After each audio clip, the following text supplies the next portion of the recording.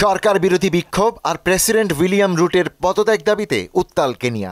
জীবনযাত্রার ব্যয় বৃদ্ধি, দুর্নীতি এবং নতুন কর নীতির প্রতিবাদে বুধবার রাজধানী নাইরোবি ও আশপাশের এলাকায় পুলিশের সঙ্গে বিক্ষোভকারীদের ব্যাপক সংঘর্ষ হয়। পরিস্থিতি নিয়ন্ত্রণে আনতে জলকামান, কাঁদানি গ্যাস ও রাবার বুলেট ছুড়ে আইন শৃঙ্খলা বাহিনী। এই সময় 16 জন নিহত ও 4 শতাধিক মানুষ আহত হয়েছেন বলে নিশ্চিত করেছে মানবাধিকার সংস্থা অ্যামনেস্টি ইন্টারন্যাশনাল।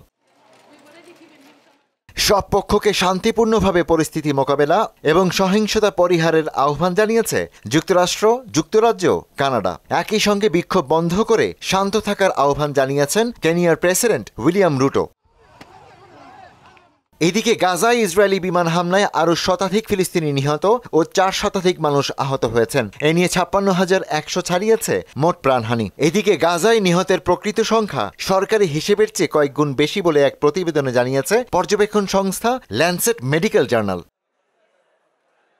ট্রাম্পের দাবি মেনে প্রতিরক্ষা ব্যয় বাড়ানোর সিদ্ধান্ত নিয়েছে ন্যাটো সদস্য দেশগুলো। 2035 সালের মধ্যে সামগ্রিক প্রতিরক্ষা ব্যয় জিডিপির 5% উন্নীত করার প্রতিশ্রুতি দেয় জোটটির 32টি সদস্য দেশ।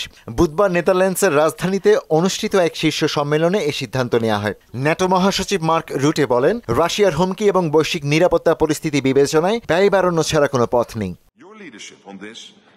ওদিকে যুক্তরাষ্ট্রের বিমান হামলায় ইরানের কয়েকটি পরমাণু স্থাপনা গুরুতর ক্ষতিগ্রস্ত হয়েছে বলে নিশ্চিত করেছেন মার্কিন গোয়েন্দা সংস্থা সিআইএ এর পরিচালক জন র্যাটক্লিফ। বিবিসিকে দিয়ে এক সাক্ষাৎকারে তিনি বলেন, ক্ষতি পুষিয়ে নিতে তেহরানের কয়েক বছর সময় লাগবে।